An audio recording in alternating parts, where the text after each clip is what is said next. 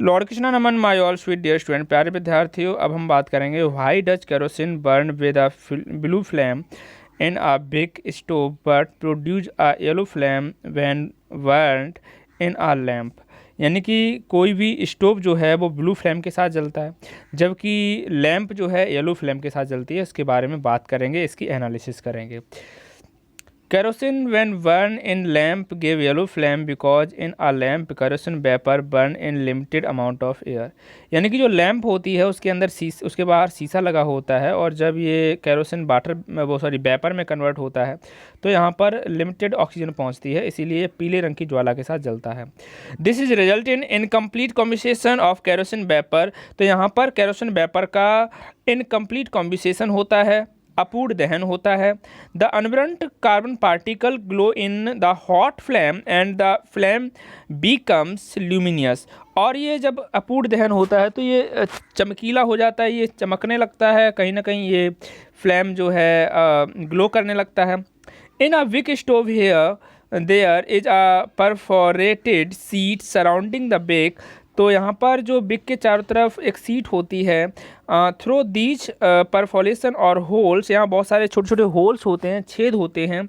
Air enter the stove and help in complete combination. तो यहाँ पर इन होल्स के द्वारा एयर इंटर कर जाती है।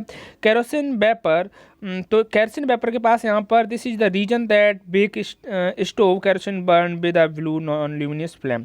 तो इस जो स्टोव है इसके पास ज़्यादा मात्रा में ऑक्सीजन पहुँच जाती है एयर के थ्रू। ठीक है प्यारे विद्यार्थियों, अब हम बात करेंगे फ्यूल के बारे में। फ्यूल माने ईंधन किसे कहते हैं?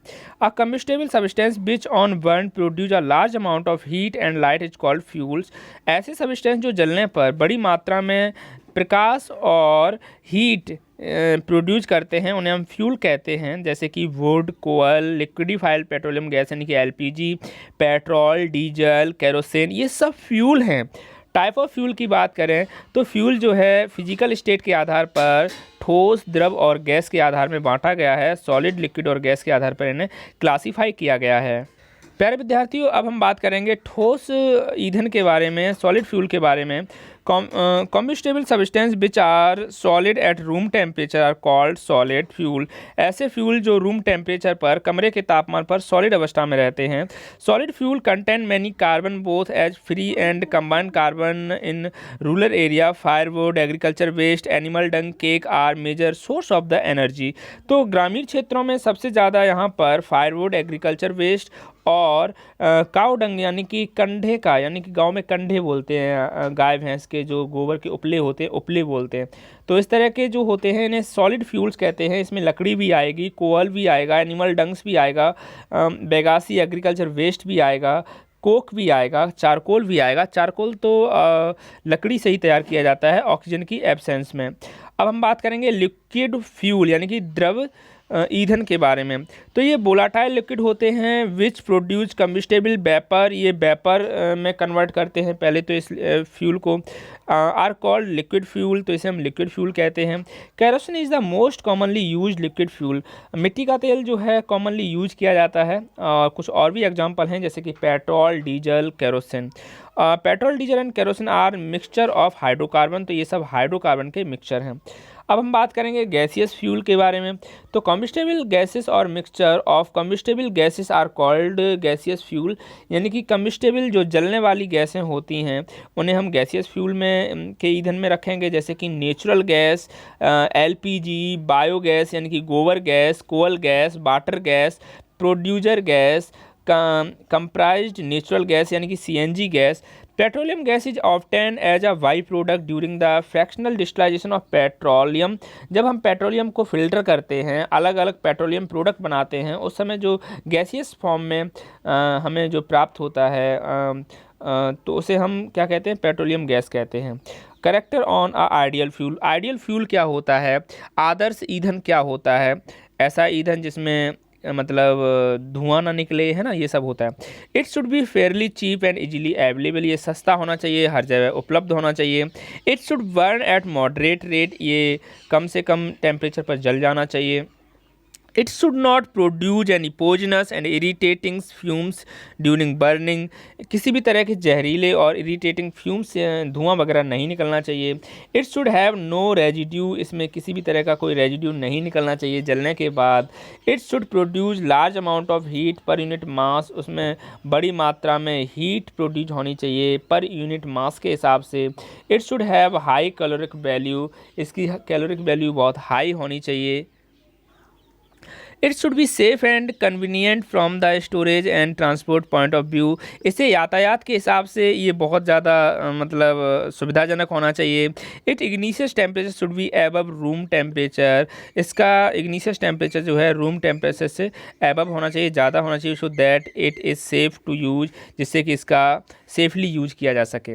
प्यारे विद्यार्थियों, अब हम बात करेंगे फ्यूल एफिशिएंसी के बारे में. कैलोरीफिक वैल्यू ऑफ फ्यूल, यानी कि किसी भी ईंधन की कैलोरीफिक वैल्यू क्या होती है. The amount of heat produce when 1 unit mass of fuel is completely burn. जब हम 1 यूनिट मास को पूरी तरह से जला दें ऑक्सीजन की प्रेजेंस में, तो इसकी जो हीट होगी उसे हम कैलोरीफिक वैल्यू के हिसाब से नापते हैं.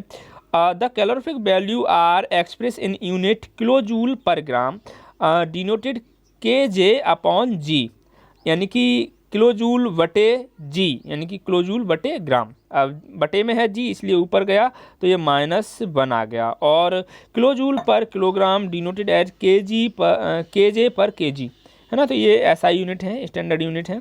समटाइम द ओल्डर यूनिट भी यूज करते थे, हम kJ यूज नहीं करते थे.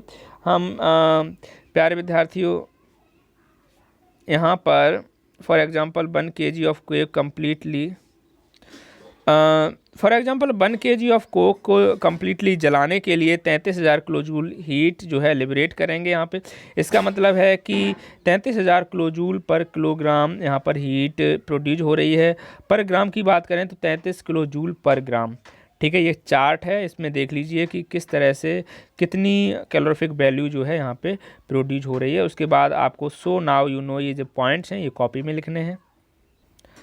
Pollution and pollution related problems cause by the combustion of fuel. ईंधन के जलने से जो प्रदूषण हो रहा है और प्रदूषण से कौन कौन सी बीमारियां हो रही हैं उसके बारे में हम बात करेंगे. All carbon contents fuel such as wood, coal, petrol, diesel, kerosene, LPG when burn produce gas like carbon monoxide, carbon dioxide, oxide of nitrogen, oxide of sulphur. तो जब भी ये हम जलाते हैं जैसे कि लकड़ी, कोयला, पेट्रोल, डीजल, तो सबसे पहले तो कार्बन मोनोऑक्साइड यानी कि CO निकलता है, कार्बन डाइऑक्साइड CO2 निकलता है, oxide of nitrogen and oxide of sulphur भी प्रोड्यूस होता है. In additional to these gases generally in most solid fuels smoke is also produced. यहाँ पे धुआं भी निकलता है. These gases product and unburnt carbon particle causes air pollution. ये बिना जले कार्बन पार्टिकल जो हैं एयर पॉल्यूशन फैलाते हैं. The solid fuel such as wood, coal after burning also leave behind ash. इनके जलाने के बाद यहाँ पे एस भी निकलता है, राख भी निकलती है. This S if not dispose of properly, अगर इसे डिस्पोज नहीं किया जाता है तो ये एयर और वाटर पॉल्यूशन भी फैलाते हैं. कुछ बीमारियां जो कि ह्यूमंस में होती हैं जैसे कि डस्ट से एलर्जी रिएक्शन हो जाती हैं, स्मोक से रेस्पिरेटरी प्रॉब्लम्स हो जाती हैं, कार्बन मोनोऑक्साइड से रेस्पिरेटरी प्रॉब्लम हो जाती हैं, यहाँ तक कि आपकी मृत्यु भी हो सकती है. कार्बन डाइऑक्साइड से green house effect, atmosphere temperature rise हो जाता है. ऑक्साइड ऑफ सल्फर से लंग्स डैमेज हो जाते हैं. वहीं पर ऑक्साइड ऑफ नाइट्रोजन से लंग्स कॉन्गेशंस यानी कि प्रोड्यूस स्मोक, यानी कि लंग्स में प्रॉब्लम्स क्रिएट हो जाती हैं. अब हम बात करेंगे ग्रीन हाउस इफेक्ट यानी कि हरित गृह प्रभाव क्या होता है इसके बारे में.